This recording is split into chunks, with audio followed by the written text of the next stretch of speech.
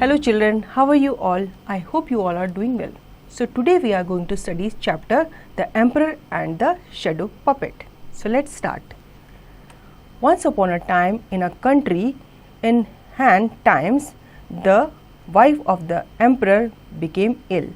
After a long sickness, she died. The emperor loved her deeply and missed the queen a lot.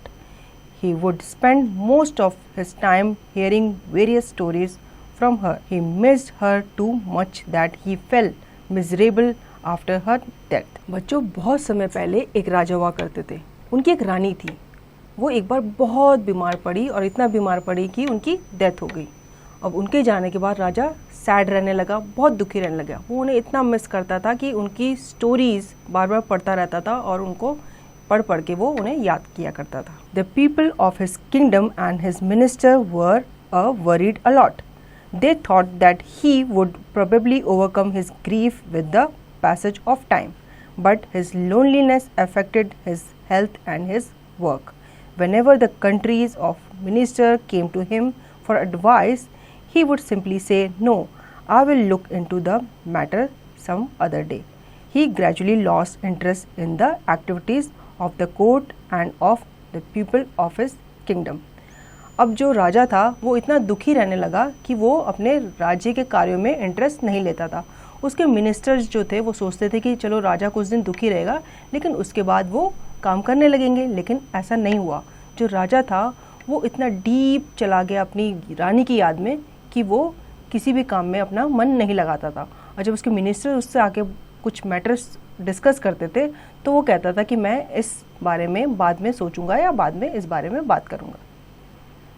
The emperor would often sit in his beautiful palace garden and watch a fleet of swans, a flock of ducks, or a herd of deer that roam about freely. The deer had been gifted by a king of faraway country, but nothing seems to cheer him up. A troupe of dancers also performed at the court, but to no avail. Everyone wanted to help the emperor come out of his sadness, but nothing seems to work. अब जो राजा था वो अपने महल के garden में जाता था, वहाँ चिड़ियों को दिखता था, बर्ड्स को दिखता था, डियर को दिखता था, लेकिन उसे उनको देखकर कोई भी खुशी नहीं होती थी. उसे डियर जो था एक पड़ोसी राज्य के राजा ने गिफ्ट किया था, ये सोचकर कि इनको देखकर वो खुश होगा, लेकिन वो उनको देखकर भी खुश नहीं हुआ बल्कि और ज़्यादा सैड रहने लगा. One day a priest in the palace saw some children playing with dolls. The dolls made shadow on the floor which appeared to dance while the children played. They tried to catch the shadow and laughed as they played. The dancing shadow of the doll gave the priest a brilliant idea. He hurried home and got down to work. अब उस राज्य में palace में एक पंडित रहा करते थे. अब वो पंडित भी राजा की इस कंडीशन से बहुत सैड थे, लेकिन वो कुछ कर नहीं पाए. एक दिन उन्होंने गार्डन में बच्चों को खेलते हुए देखा, पपेट्स और उसके शैडो के साथ. जब बच्चे उस पपेट को नाचता हुआ देखते थे, उस शैडो को नाचता हुआ देखते थे तो बहुत खुश होते थे. तो इस शो को देखकर उस प्रिस्ट को, उस पुजारी को एक आइडिया आया और वो घर जाकर उस आइडिया पे काम करने लगा. The priest first made a puppet with cotton and painted it to look like the queen. Once the puppet was ready, he invited the emperor for a special puppet show. अब उसने घर जाके एक puppet बनाया, उसको ऐसा paint किया कि वो कैसा दिखे, एक रानी की तरह दिखे. फिर उस पपेट को बनाने के बाद उस पुजारी ने राजा को इनवाइट किया अपने पपेट शो को देखने के लिए. The emperor was not willing to come for the show, but finally agreed. The priest was an old friend, so he accepted the invitation. अब वो राजा जाना तो नहीं चाहता था, लेकिन जो पुजारी था वो राजा का पुराना फ्रेंड था, तो उन्होंने उसके इनविटेशन को एक्सेप्ट कर लिया. The priest said, "Your Majesty, the puppet show is specially meant for you. Kindly come." The emperor nodded. "If you so insist, I will be there." अब उस प्रिस्ट ने कहा कि ये जो पपेट शो है स्पेशली आपके लिए बनाया हुआ है, तो अगर आप इसे देखोगे तो मुझे बहुत खुशी होगी. तो राजा ने अग्री कर लिया वहाँ आने के लिए. In the evening, the priest kept a light behind a curtain and stood there with his puppet. When he moved the puppet behind the curtain, it cast a dancing shadow on it that was clearly visible to the emperor on the other side. अब evening हुई तो उस पुजारी ने क्या किया, एक बहुत बड़ा कर्टेन लगाया, उस कर्टेन के पीछे एक लाइट रख दी। अब लाइट के सामने वो खुद एक पपेट लेके खड़ा हो गया उस कर्टेन के पीछे। अब उस कर्टेन के सामने किंग को बिठा दिया। अब वो किंग उस पपेट की मूवमेंट इजीली देख पा रहा था। He sat in front of the curtain and watched the dancing shadow. He listened to the stories narrated by the priest. The stories were about the queen. They were simply wonderful and brought back many wonderful memories to the emperor. He smiled and felt happy. It appeared that the shadow was narrating the story.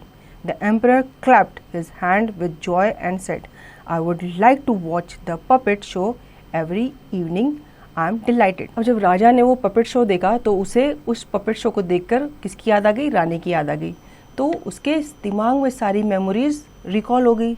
अब वो उस puppet show को देख के बहुत खुश हुआ। उसने ताली बजाई और उसने कहा उस प्रिंस से कि मैं इस पपेट शो को देखने हर इवनिंग में आऊँगा, मुझे ये पपेट शो बहुत अच्छा लगा।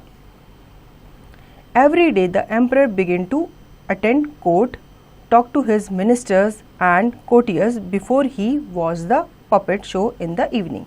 He started taking great interest in his people. He built school and hospitals in the name of the departed queen. अब उस राजा को पपेट शो अच्छा लगा तो हर शाम को वहाँ जाने लगा, लेकिन उससे पहले वो अपना कोर्ट, अपना राज दरबार अटेंड करता था, अपने मिनिस्टर्स के साथ भी मीटिंग करता था और आगे की प्लानिंग डिस्कस करता था। उसे अब ठीक लगने लगा था। वो अपने लोगों से भी इंटरेक्ट करता था और उसने अपने राज्य में स्कूल और हॉस्पिटल बनाए, किसके नाम पे, रानी के नाम पे। He felt happy when a crowd of people would gather around him and praise him wherever he went. They would cheerfully shout, "Hail the Emperor! Hail the Majesty One!"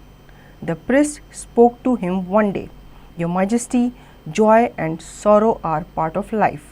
Whenever a person is faced with sorrow, he or she should always think of good things and happy moment of life. They act like a source of joy that drive away all the sadness and cheer us up.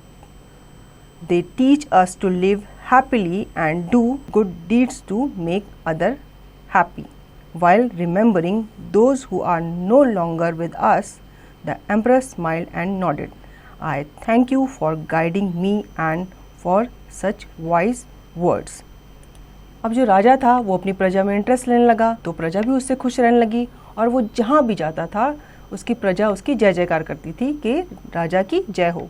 तो एक दिन वो priest उस राजा के पास आया और कहने लगा कि सुख और दुख हमारी लाइफ के पार्ट हैं, हमें इन दोनों के साथ ही आगे बढ़ना है।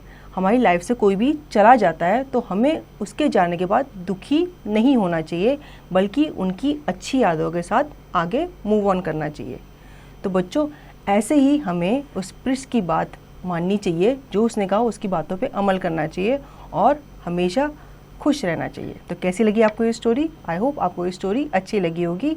अब इसकी एक्सरसाइज की प्रैक्टिस आप खुद से करेंगे।